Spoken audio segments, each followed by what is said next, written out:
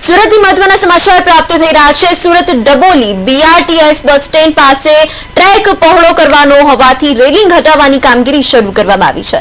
કુશળ એન્જિનિયરની ફોજ હોવા છતાં પણ અધિકારીઓને મોડું ભાન થયું છે। ગત દિવાળીએ લાખો રૂપિયાનો ધુમાડો કરીને રેલિંગને કલર કામ કરવામાં આવ્યું હતું અને ફરી એ જ રેલિંગને ખસેડવામાં આવતા પ્રજાના ટેક્સના રૂપિયા પાણીમાં વેડફ્યા।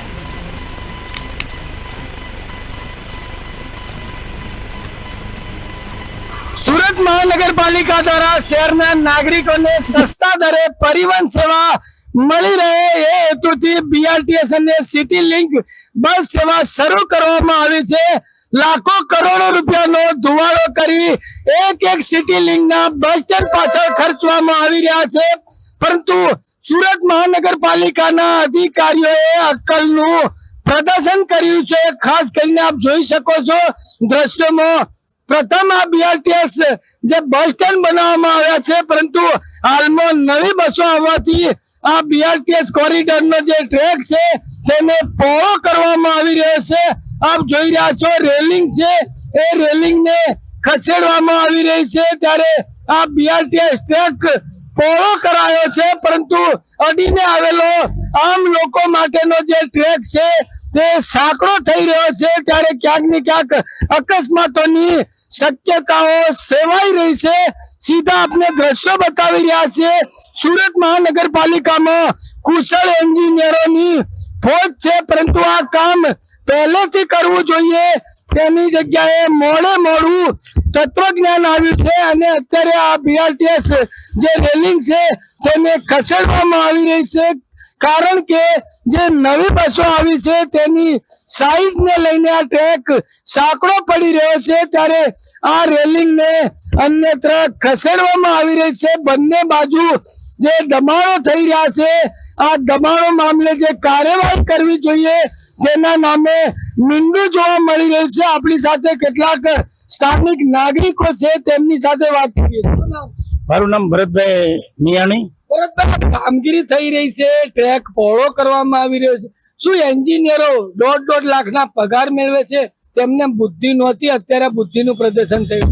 હા સાહેબ, આ છે ને હું 2 દિવસ પહેલા નીકળ્યો એટલે આ બુદ્ધિનું પ્રદર્શન મને દેખાણું, એટલે નોર્થ ઝોનમાં જઈને મેં આ અરજી કરી। અરજીમાં મારી 4 માંગ છે, કારણ કે આ જહાંગીરપુરા કામરેજ લિંક રોડ હોવાથી અહીંયા હેવી વાહનનું ટ્રાફિક એટલું બધું છે, છતાં પણ આ રોડ બહારના જે છે એ રોડ પૂરતા નથી।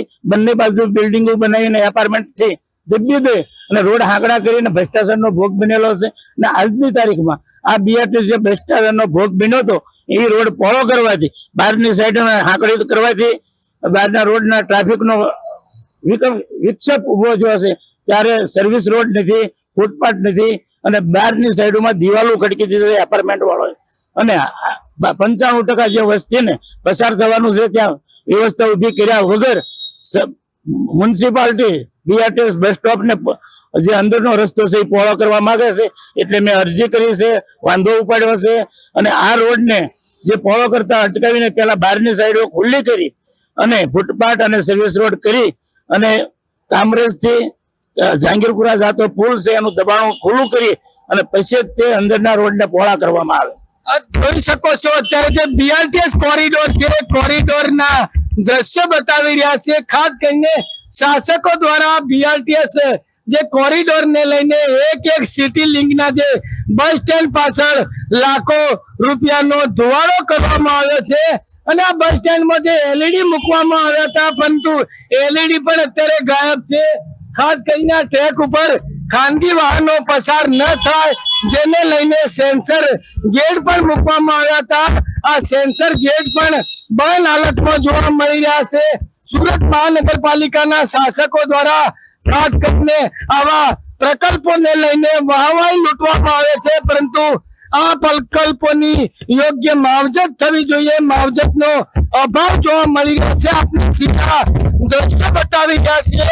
આ સેન્સર ગેટ ફિટ કરવાથી અન્ય ખાનગી વાહનો આ ટ્રેકમાં પસાર ન થાય। સેન્સર ગેટ ઓટોમેટિક હોવાથી બીઆરટીએસ બસ આવે ત્યાંથી આ ખુલી જાય અને બંધ થઈ જાય, પરંતુ આ સેન્સર ગેટ શોભાના ગાંઠિયા સમાન જોવા મળી રહ્યા છે, ત્યારે સુરત મહાનગરપાલિકાના શાસકો દ્વારા પ્રજાના ટેક્સના રૂપિયાનો ધુવાડો કરાવી રહ્યો છે. બલદેવ દેસાઈ, પાટનગર નેટવર્ક ન્યૂઝ, સુરત.